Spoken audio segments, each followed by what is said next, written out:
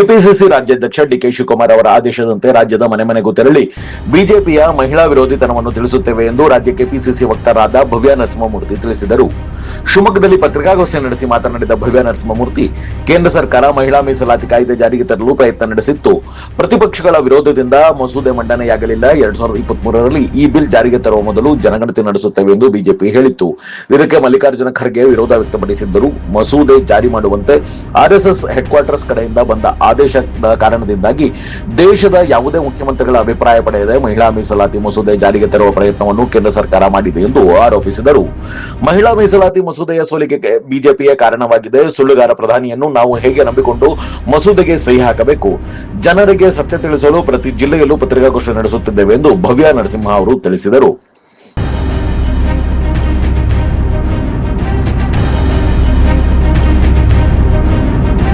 ಸಣ್ಣ ಬ್ರೇಕ್ ನಂತರ ಕೆಪಿಸಿಸಿ ವಕ್ತಾರರಾದ ಭವ್ಯ ನರಸಿಂಹಮೂರ್ತಿ ಅವರು ಏನ್ ಹೇಳಿದ್ರು ಕೇಳೋಣ ಬನ್ನಿ.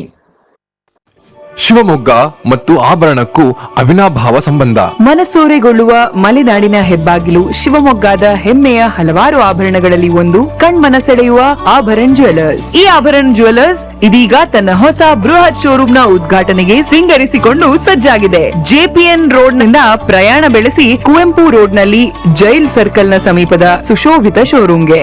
ಈ ನವ್ಯ ಸ್ಥಳಾಂತರದ ಭವ್ಯ ರಮ್ಯ ಸಮಾರಂಭ ಇದೇ ಏಪ್ರಿಲ್ 29ಕ್ಕೆ ಬೆಳಿಗ್ಗೆ 11 ಗಂಟೆಯಿಂದ ಜರುಗಲಿದೆ. ಅದೇ ವೈಭವ, ಅದೇ ಸಂಭ್ರಮ, ಅದೇ ಸೌಂದರ್ಯ, ಅದೇ ಸೌಕರ್ಯ. ಅಂತರ ಕೇವಲ ಸ್ಥಳಾಂತರ. ಈ ಹೊಸ ಆಭರಣಕ್ಕೆ ನಿಮ್ಮೆಲ್ಲರಿಗೂ ಹೃತ್ಪೂರ್ವಕ ಆಮಂತ್ರಣ.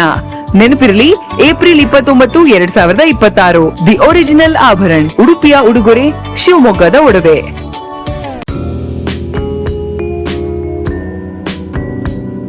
Sri Adi Chunchanagiri Independent PU College, known as Sai PUC, is a science PU college with a missionary zeal. Blessed by the divine Parama Pujya Sri Sri Sri Dr. Balagangadharanath Mahaswamiji. It is now under the able guidance of Parama Pujya Sri Sri Sri Dr. Nirmalanandanatha Mahaswamiji.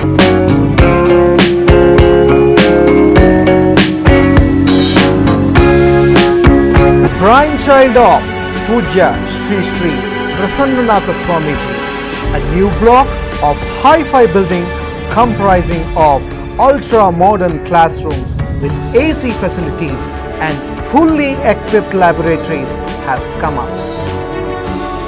Sai PUC have a vast library hall with good collection of books and internet connection.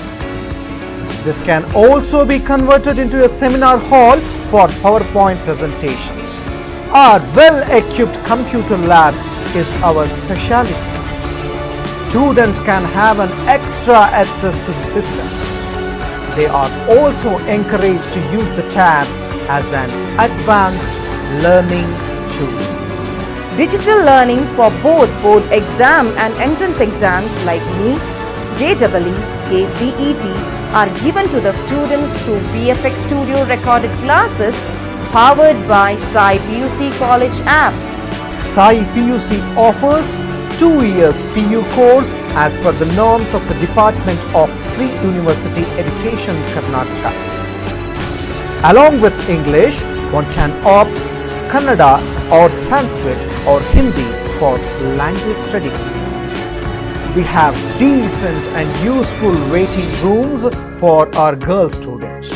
An excellent mix of young, energetic and experienced staff facilitating our students 24/7.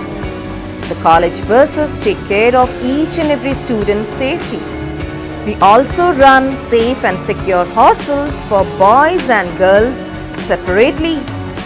We have established our own app and website to enable our students to get easy access to our videos regarding board and entrance classes. Visual effect is also a part of our curriculum. VFX is a part of our academics where learning is made easy. Our institution is springboard to success. Have a great learning opportunity, have a great success and have a fantastic future. Radio iodine therapy, ನಿಖರವಾಗಿ ಪರಿಗಣನೆ, ನೇರ ಚಿಕಿತ್ಸೆ. Hyper ಥೈರಾಯ್ಡಿಸಂ ಮತ್ತು thyroid ಕ್ಯಾನ್ಸರ್ಗೆ ಸೂಕ್ತ ಚಿಕಿತ್ಸೆ ಹಾಗೂ ಆರೈಕೆ ನಮ್ಮ ನಂಜಪ್ಪ ಲೈಫ್ ಕೇರ್ ನಲ್ಲಿ ಲಭ್ಯ. ಸಂಪರ್ಕಿಸಿ ನಂಜಪ್ಪ ಲೈಫ್ ಕೇರ್, ಗಾಡಿಕೊಪ್ಪ, ಸಾಗರ ರಸ್ತೆ, ಶಿವಮೊಗ್ಗ. ಮೊಬೈಲ್ ಸಂಖ್ಯೆ 9686629090.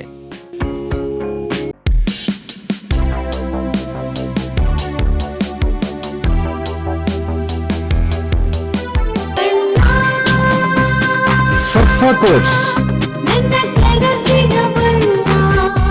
ಸರ್ಫಾ ಕೋಟ್ಸ್, ಸರ್ಫಾ ಕೋಟ್ಸ್ ರವರ ಸುದೀರ್ಘ ಬಾಳಿಕೆಯ ಸುಂದರವೂ ಆದ ಜಲಾಧಾರಿತ ಪರಿಸರ ಸ್ನೇಹಿ ಪೇಂಟ್ಗಳನ್ನೇ ಬಳಸಿ. Surfa luxury emulsion paint, odourless, low VOC, good for health, good for earth. Surfa coats. ಪತ್ರಿಕಾಗೋಷ್ಠಿಗೆ ಕಾರಣ, ನಮ್ಮ ಪಕ್ಷದಿಂದ ಪ್ರತಿ ಒಂದು ಜಿಲ್ಲೆಗೂ ನಾವು ಏನು ನಮ್ಮ ರಾಜ್ಯ ವಕ್ತಾರರುಗಳು ಹೆಣ್ಣು ಮಕ್ಕಳಿದ್ದೀವಿ, ಮಹಿಳಾ ನಾಯಕಿಯರಿದ್ದೀವಿ, ಪ್ರತಿ ಒಂದು ಜಿಲ್ಲೆಗೂ ಕಳಿಸಿ ಜನರಿಗೆ ಎಂತಹ ಮಹಿಳಾ ವಿರೋಧಿ ಈ ಬಿಜೆಪಿ ಪಕ್ಷ ಅನ್ನೋದನ್ನ ಡೀಟೇಲ್ ಆಗಿ ಹೇಳಿ ಬನ್ನಿ ಅಂತ ಹೇಳಿದ್ದಾರೆ ನಮ್ಮ ಅಧ್ಯಕ್ಷರು ಡಿ ಕೆ ಶಿವಕುಮಾರ್ ಸರ್ ಅವರು. ನಮ್ಗೆಲ್ಲ ತಿಳಿದಿರೋ ಹಾಗೆ ಈಗ ಪಂಚರಾಜ್ಯಗಳಲ್ಲಿ ಎಲೆಕ್ಷನ್ ನಡೀತಿದೆ. ಆ ಸಮಯದಲ್ಲಿ ಒಂದು ಸ್ಪೆಷಲ್ ಸೆಷನ್ ಶುರು ಮಾಡಿ ನರೇಂದ್ರ ಮೋದಿ ಅವರು ಮಹಿಳಾ ಮೀಸಲಾತಿ ಬಿಲ್ ಅನ್ನೋ ಹೆಸರಲ್ಲಿ ಕ್ಷೇತ್ರ ಮರು ವಿಂಗಡಣೆಯ ಒಂದು ಬಿಲ್ ನ ತಂದಿದ್ರು. ಅದು ವಿರೋಧ ಪಕ್ಷಗಳು, ಎಲ್ಲದಕ್ಕಿಂತ ಮುಖ್ಯವಾಗಿ ದಕ್ಷಿಣ ಭಾರತದ ಎಲ್ಲ ಎಂಪಿಗಳು, ವಿರೋಧ ಪಕ್ಷದವರು ಮಾತ್ರ ಅದನ್ನ ವಿರೋಧಿಸಿದೀವಿ. ವಿರೋಧಿಸಿ ಆ ಬಿಲ್ ಪಾಸ್ ಆಗಿಲ್ಲ.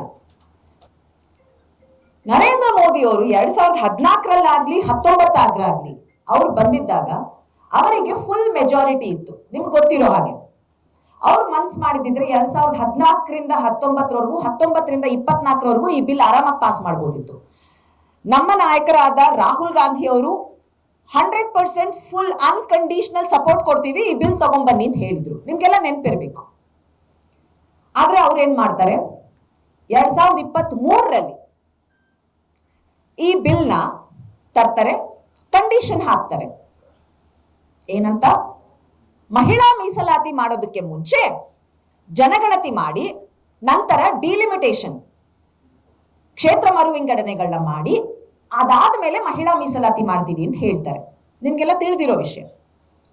ಅವತ್ತು ನಮ್ಮ ರಾಷ್ಟ್ರಾಧ್ಯಕ್ಷರು ಮಲ್ಲಿಕಾರ್ಜುನ್ ಖರ್ಗೆ ಸರ್ ಏನಿದ್ದಾರೆ ಅವ್ರು ಹೇಳ್ತಾರೆ, ಇವೆಲ್ಲ ಕಂಡೀಷನ್ಸ್ ಯಾಕೆ, ಇವತ್ತೇ ಪಾಸ್ ಮಾಡಿ 2024 ಪಾರ್ಲಿಮೆಂಟ್ ಎಲೆಕ್ಷನ್ ಅಲ್ಲೇ ತರ್ಬೋದಲ್ಲ, ನಮ್ಮ ಕಂಪ್ಲೀಟ್ ಬೆಂಬಲ ಇದೆ ಅಂತ ಹೇಳ್ತಾರೆ. ಇದು ನಿಮ್ಗೆಲ್ಲ ನೆನಪಿದೆ. ಆದ್ರೂ ಇಲ್ಲ, ಆ ಕಂಡೀಷನ್ ಜೊತೆನೆ ಇಡ್ತಾರೆ. ಅದನ್ನ ಪ್ರತಿ ಒಂದು ವಿರೋಧ ಪಕ್ಷದವರು ಕೂಡ ಸಪೋರ್ಟ್ ಮಾಡಿ ಪಾಸ್ ಮಾಡ್ತಾರೆ ಬಿಲ್. ನಿಮ್ಗೆಲ್ಲ ತಿಳಿದಿದೆ. 2023 ನಡೆದಿರೋದು ಇದು. ಇವತ್ತು 2026. ಇದುವರೆಗೂ ಆ ಬಿಲ್ ನೋಟಿಫೈ ಆಗಿಲ್ಲ. ಮೊನ್ನೆ ಈ ಅಸ್ಸಾಂ ಕೇರಳ ಎಲೆಕ್ಷನ್ ಮುಗಿದ ಮೇಲೆ, ನಮ್ಮ ಕರ್ನಾಟಕದ ಬೈ ಎಲೆಕ್ಷನ್ ಮುಗಿದ ಮೇಲೆ ಏನ್ ಮಾಡ್ತಾರೆ, 3 ದಿನದ ಸ್ಪೆಷಲ್ ಸೆಷನ್ ಅಂತ ಇದ್ದಕ್ಕಿದ್ದಂಗೆ ಹಿಂದಿನ ದಿನ ಬಿಲ್ ನ ರಿಲೀಸ್ ಮಾಡ್ತಾರೆ. ಯಾವ ಬೇಸಿಸ್ ಮೇಲೆ, ಯಾರನ್ನ ಕೇಳಿ ಅವರು ಹಳೆ ಬಿಲ್ ನ ಚೇಂಜ್ ಮಾಡಕ್ಕೆ ಹೋದ್ರು? ಮುಂಚೆ ಪಾಸ್ ಆಗಿರೋ ಬಿಲ್ ನ ಯಾರನ್ನಾದ್ರೂ ಕನ್ಸಲ್ಟ್ ಮಾಡಿದಾರ? ಇದು ಇಡೀ ದೇಶ, ಪ್ರತಿಯೊಂದು ರಾಜ್ಯವನ್ನ ಇಂಪ್ಯಾಕ್ಟ್ ಮಾಡುವಂತಹ ಬಿಲ್ ಅಲ್ವಾ? ಯಾವ್ದಾದ್ರು ಚೀಫ್ ಮಿನಿಸ್ಟರ್ನ ಕರೆದು ಅವರು ಕೇಳ್ಕೊಂಡಿದಾರ? ಇಲ್ಲ. ಅಥವಾ ಯಾವ್ದಾದ್ರೂ ಆಪೋಸಿಷನ್ ಲೀಡರ್ಗಳನ್ನ ಕೂಡಿಸಿ ಕನ್ಸಲ್ಟ್ ಮಾಡಿದಾರ? ಇಲ್ಲ. ಇದು ಎಲ್ಲಿ ಬಂದಿದೆ ಅಂದ್ರೆ RSS ಹೆಡ್ ಕ್ವಾರ್ಟರ್ಸ್ ಇಂದ ಬಂದಿದೆ, ಅವರಿಗೆ ಆದೇಶ. ಯಾವ ರೀತಿ ಮಾಡಿ ಅಂತ, ಇವಾಗ ಮಹಿಳಾ ಮೀಸಲಾತಿ ಹೆಸರಲ್ಲಿ ಡಿಲಿಮಿಟೇಷನ್ ಮಾಡಿಬಿಡಿ. ಹಿಂದಿ ಬೆಲ್ಟ್ ಇದೆಯಲ್ಲ, ಅಲ್ಲಷ್ಟೇ ನಮಗೆ ಸೀಟ್ ಬರ್ತಾ ಇರೋದು. ನೀವು ಹೇಳಿ, ದಕ್ಷಿಣ ಭಾರತದಲ್ಲಿ ಯಾವ್ದಾದ್ರೂ ರಾಜ್ಯದಲ್ಲಿ ಇದುವರೆಗೂ ಬಿಜೆಪಿ ಬಹುಮತದಿಂದ ಗೆದ್ದಿದ್ಯಾ? ನಮ್ಮ ಕಾಂಗ್ರೆಸ್ ನಾಯಕಿಯಾದ ಪ್ರಿಯಾಂಕಾ ಗಾಂಧಿ ಅವರು ಹೇಳಿದ್ರು, ನಾಳೆ ತಗೊಂಡ್ ಬನ್ನಿ ಈ ಕಂಡೀಷನ್ ಇಲ್ದಿರಾ, ಡಿಲಿಮಿಟೇಷನ್ ಕಂಡೀಷನ್ ಇಲ್ದಿರಾ, ನಾವು ಸೈನ್ ಮಾಡ್ತೀವಿ 543ಕ್ಕೆ ಸೀಟ್ಗೆ ಸೈನ್ ಮಾಡ್ತೀವಿ ಅಂತ. ಆದ್ರೆ ಬಿಜೆಪಿ ಅವ್ರು ಏನ್ ಮಾಡಕ್ ಹೋಗಿದ್ದಾರೆ, ಇದು ಮಹಿಳಾ ಮೀಸಲಾತಿ ಬಿಲ್ ಅಲ್ಲ, ಪುರುಷರ ಮೀಸಲಾತಿ ಬಿಲ್ ಅಂತ ಮಾಡಕ್ ಹೋಗಿದ್ದಾರೆ. 543ರಲ್ಲಿ 33% ಮಾಡಕ್ ಹೋದ್ರೆ 179 ಸೀಟು ಹೆಣ್ಮಕ್ಳು ಕೊಡ್ಬೇಕಾಗತ್ತೆ. ಅದಕ್ಕೆ ಅಲ್ಲಿ ಕೂತಿರುವಂತಹ ಪುರುಷರು ಒಪ್ಪಿಲ್ಲ. ಅದಕ್ಕೆ 50% ಜಾಸ್ತಿ ಮಾಡಿದ್ರೆ ಅದು 33% ಜಾಸ್ತಿ ಆದಂತಾನೆ. ಆ ಸೀಟ್ಗಳನ್ನ ಮಹಿಳೆಯರು ಕೊಟ್ಕೊಳ್ಳಿ, ನಮ್ಮ ಸೀಟ್ಗೆ ಏನು ಆಗ್ಬಾರ್ದು ಅನ್ನುವಂತಹ ಒಂದು ಯೋಚನೆ ಇಟ್ಕೊಂಡು ಮಹಿಳಾ ಮೀಸಲಾತಿನ ಸೋಲೋ ಹಾಗೆ ಮಾಡಿದ್ದು ಬಿಜೆಪಿ.